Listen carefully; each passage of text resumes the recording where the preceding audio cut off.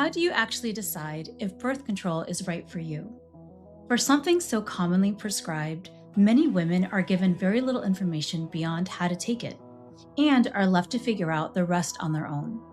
Welcome. I'm Tierra Duncan, and this channel is all about women's health, from hormones and nutrition to fitness and stress.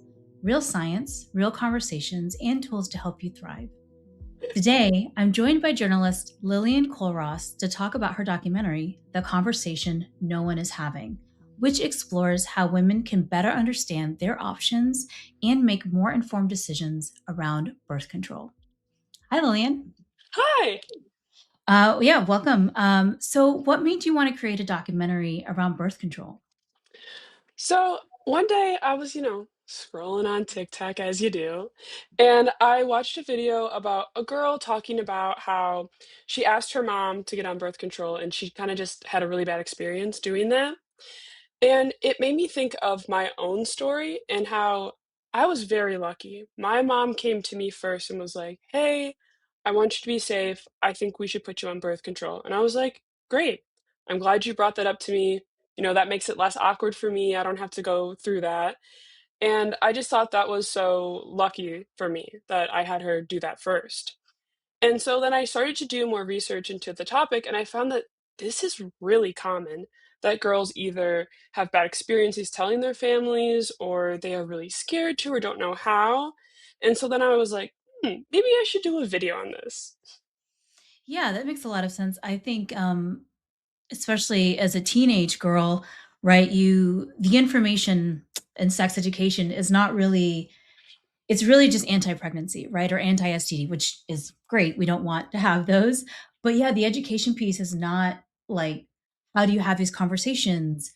What does it actually do to your body, short term, long term? What are all the options? And yeah, that communication piece is really missing. So I could see why that would be a motivating factor in wanting to kind of present that information.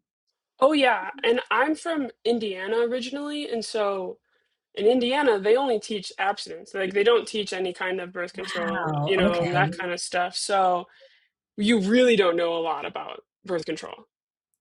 Wow, I didn't even consider that. Yeah, I mean, in my high school, we learned about condoms and but it was really very much, it. But I Yeah. didn't even consider that if you're an abstinence only, educational structure, where do you learn about, like, your menstrual cycle and your body and fertility and all these other things that impact, young women? That's 100%. Wow, that's really you just kinda took me by surprise there, I didn't even think about that. How did you approach what perspectives to include or not include within the documentary? Yeah, so originally my original plan was to just interview my friends and their moms about the initial conversation about getting on birth control. And then I tried to plan it over Christmas break, but then I got too busy. And so then I was like, okay, well, let me rethink this after the holidays. And so I sat down, I was like, well, let me ask my best friend Amanda to see if her and her mom would be down to do an interview about it because both went on birth control for different reasons.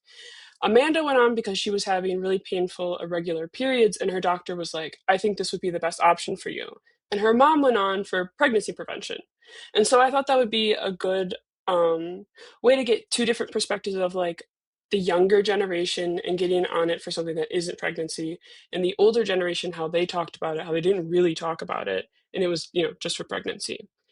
And then I started to do more research and I was like, well, maybe I should expand this project into not just being about the initial conversation, but being more about just a kind of a whole honest conversation about birth control. Because I was seeing that a lot of girls had questions and didn't really, know the side effects, just what it was like, how to get off, and all that jazz. And then when I was doing that research on social media, that's how I came across you, Dr. Scott, and Jasmine.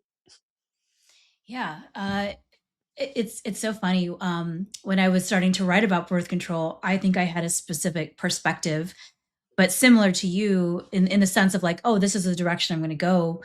But once you start going down that rabbit hole, you really like, yeah, what is the transition like off of birth control? What are things that women are experiencing that aren't being talked about? Um, So what stood out to you the most as you were putting this documentary together? Well, first off, probably one of the biggest things was just like how lucky I was in my experience. Like to have my Mm, mom come to me first and be like, I want you to be on it. And then also, I'm on low Lesterin Phe, so I'm on a really low dosage. So I really haven't had that many side effects and stuff like that. But just kind of like a regular periods. She comes when she wants to come. And then a little bit of like I'll get a little sad coming up the days leading up to my period. But other than that, nothing. But oh my gosh, the side effects that these girls have on social media, I cannot believe it.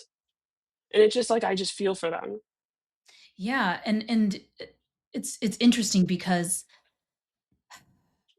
the dosing matters, the type of birth control you're on matters, the absorption method, so transdermal, uh, like so through your skin, through your vagina, if you do like a vagina ring or vaginal ring, excuse me, the implant, the pill, all those absorption methods can alter things. And then someone's personal um, endocrine system and lifestyle factors. So all of these things have a tremendous impact, which is why one woman can go on the birth control pill and feel fine, and another one has blood clots, right? Like Yeah, it varies so wildly. And also I think that's why some women may or young girls may feel invalidated at times because they're looking for someone that might have shared these experiences, but potentially that's not out there or they're not able to find it, good exactly. or Like, bad.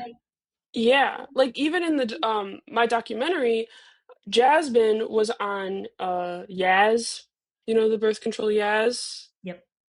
And that gave her, they're like, you have to go off it because you can get blood clots. Yep. And then my friend Amanda, she's been on Yaz for a while and she's fine with it. Like, so it's Yeah. really is, you don't know how your body will handle it. Yeah, and something I really appreciated about your documentary and something that I try to advocate for is we shouldn't be judging a woman's decision, right? It's about opening the conversation, and education is super important. My whole kind of ethos is you should have the education you need to make the right decisions, understanding your body, hormones. But ultimately, if you decide for your lifestyle and for your goals, that's what you want to do, then do it, right? But just go into it with your eyes open. Yes. Was there anything that challenged or shifted your perspective as you were interviewing folks and doing your own research? I think one of the biggest things that I thought about during this project was what it'd be like if I went off birth control. Because that's one of the things that, like, when I started it when I was 18, yeah, I didn't even really think of like long term when I'd be off this, like when this would be over, and just how my body could change and be affected by that. Because I mean, I was still going through puberty when I started, so I don't even really know what I'd be like without it, without being on it. Yeah, I mean, I think the average age of women starting birth control is like 16. So when you're as you're going through puberty, you are still establishing your cycle rhythm.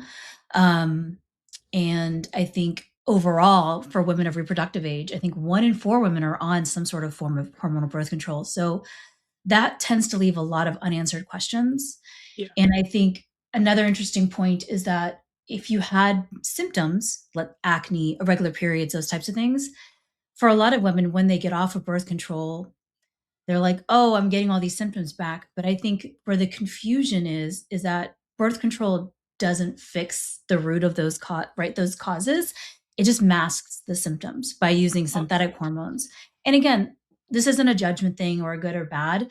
It's just understanding that if you do decide to transition off of birth control, some of those things that you had experienced prior to going on, you may experience again Yeah. as your body goes through that transition and kind of reestablishes a new equilibrium.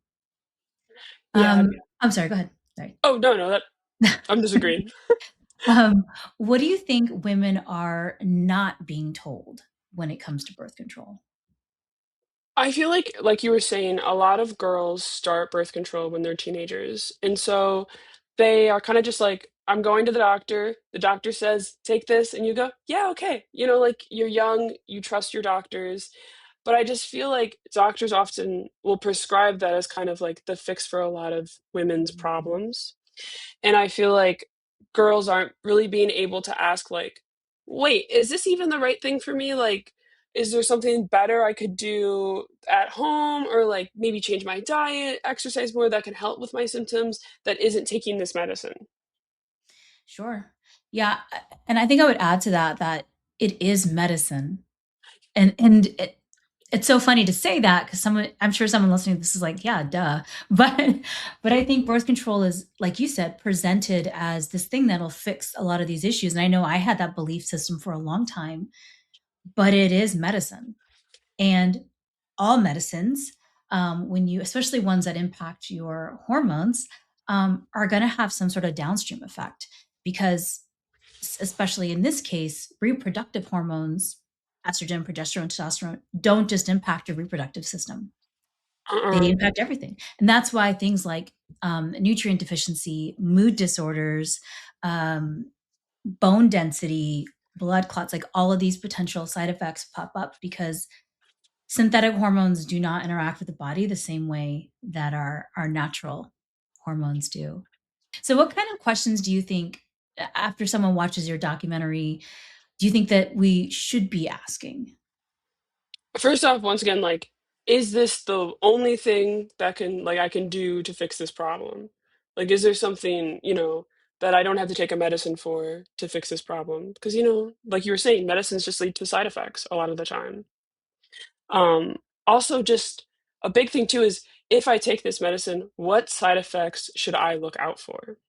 Because Totally. I feel like a lot of people will not think, like, for example, like hair loss. If you start losing your hair, you might not immediately think that's because of your birth control. You could think that's because of new shampoo or just new diet, anything. You don't always think this is the birth control, but it really could be. Totally. Or it could your birth control could be masking that you have PCOS, right? Yes.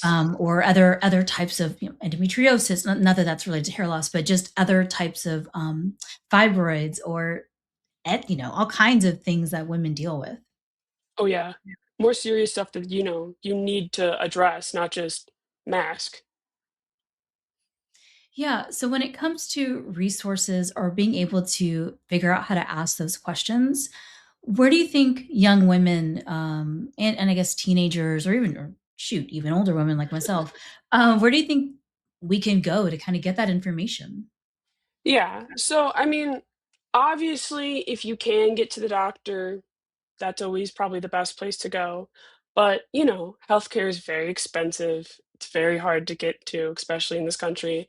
And so there are so many free online resources. I feel like that really is the best place to go because people are really honest and they want to help you. They want to answer your questions. They want to give you advice. They don't want other people to go through the terrible experiences they went through. And so I feel like that is like a very easy place for people to go. And even like teenagers, like if you don't want your parents to like know you're looking at this kind of stuff or have these questions, you can go on the internet and find a community that will help you. And it's just like you're not Yeah. alone. Yeah. Yeah, totally. And I think back to the healthcare system, um, it also like these appointments tend to be very short, right? Yes. And again, this is not a knock. There are many, many great providers, but not all providers are created equal.